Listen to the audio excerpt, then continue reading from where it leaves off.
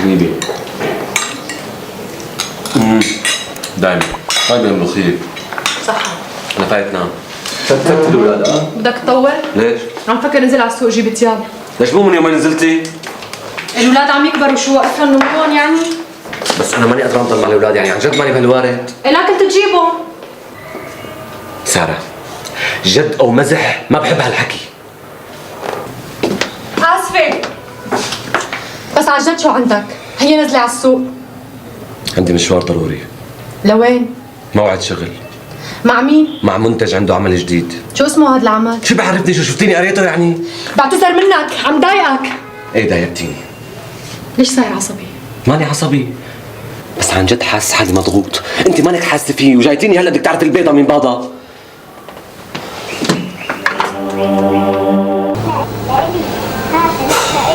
لك سكتي يا الاولاد سكتيون، مو شايفتيني عم بشتغل؟ هات لإلي هات هي لإلي هي لإلي هات سارة أنا عم بشتغل. هات هي لإلي هي لإلي شو لابسة؟ طلع اتغدى انا وشادية والصبايا. نحن انتوا تغدوا هون في اكل، خلي عايدة تسخنوا كلوا. وين رح تتغدوا؟ شي مطعم. طيب والأولاد؟ ما انت هون بالبيت وعايدة هون. يعني معقول تتركي أولادك عشان تروحي تتغدي مع رفقاتك؟ ايه معقول؟ ليش مو معقول؟ ما انا قاعدة معهم كل الوقت وانت هلا بالبيت، وين المشكلة؟ لا تجاوبيني بسؤال، بعدين أنت أمه. وانت كمان ابوهم. بس أنا مشغول. بس ما عندك تصوير. هلا شغلي بس تصوير أنا؟ مو تفكير وملابس وقراية وعلاقات، والعلاقات جزء مهم كثير من شغلي، شغلي اللي عم يجيب لكم مصاري، وهي المصاري اللي عم تبحتري فيها. هاي المصاري مو انت اللي عم تبحتر فيها، هاي المصاري عم تنصرف على البيت، وهذا البيت مو بيتي لحالي، والأولاد مو ولادي لحالي. ايه؟ منيح مولك لحالك انت موتيهم من الجوع. الله يخلي لهم اياك مشان ما يموتوا من الجوع. شكلك عم تتمسخري؟ لا عفوا. عفوا منك يعني معقول؟ معقول انا اتمسخر على واحد من نجوم البلد؟ وحياة عينك ايه؟ نجم من نجوم البلد، غصبا عنك وعن اهلك وعن الكل، ويا ريت تبقي تنقي الفاظك. اصبح اقعد مع اولادك على الاقل مشان يشوفوك. عادي انت بالاول، لازم تفهمي انك ام، والام مو لعند شادية ولعند ياسمين وعلى السوق وعلى الكوافير. وديها ليش عم تخلق مشكله من ولا شيء؟ احسن شيء فايت لجوا حتى اخلص من هالمسخرة.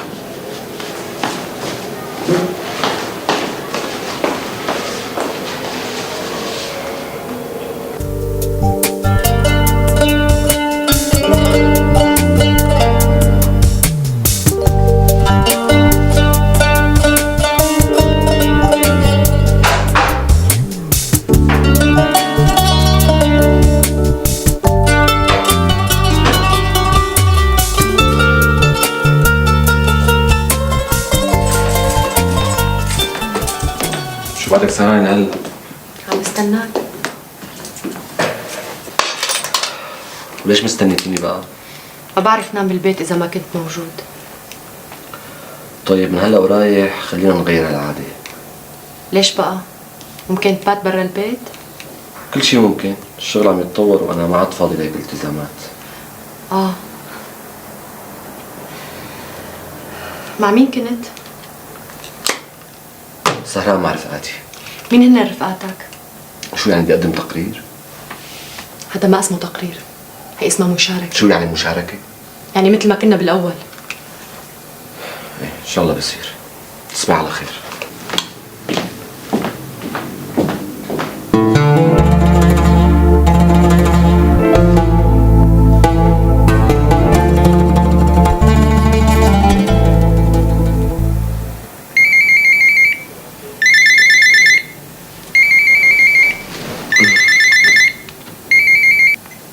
الو. اهلين سارة، شو؟ كيفك؟ اهلين كيف الاولاد؟ مناح. وين كنت امبارح؟ الساعة 4 وانا عم حاول دق لك على البيت. وليش ما دقيتي لي على الموبايل؟ ولا مشان تقرري انه انا مو بالبيت؟ لعلمك كنت بالبيت بس كنت عم بقرا ما عم رد على التليفونات. هلا طيب امتى بدك تجي تاخذني؟ تعي انت الاولاد بالبولمان. لا والله ماني جاي لحالي مع الولدين وانت سيارتك معك.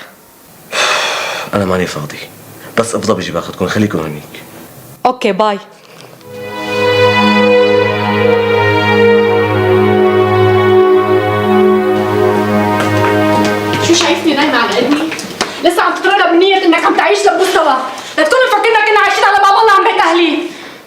فكرني ابدا قصه شغلك واشغالك، ماني عرفانه مع مين ووين عم تطلع وتفوت.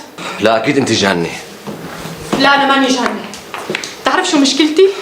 مشكلتي اني بحبك وخايفه علينا كلنا.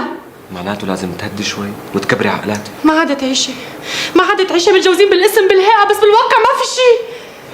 لك يا ساره، يا ساره انت ام لولدين، لازم تفهمي انك ام ومسؤوله عنا كلنا. ما هذا اللي عم قوله، كلنا مسؤوليتنا كلنا.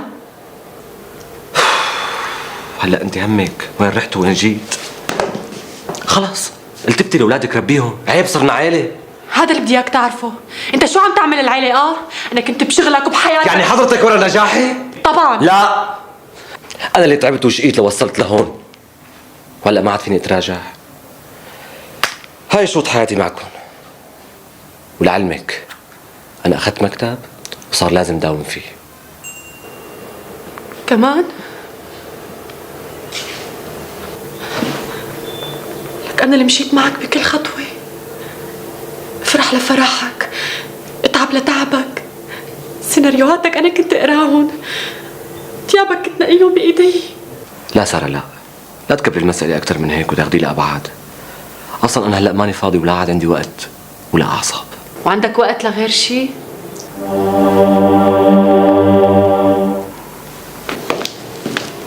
شو لوين؟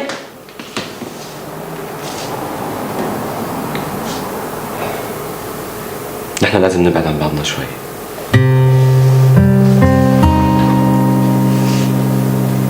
وديع، أنا بحبك. وأنا بحبك، بس يعني لازم نرتاح من بعضنا شوي وبعدين نحكي. نحكي؟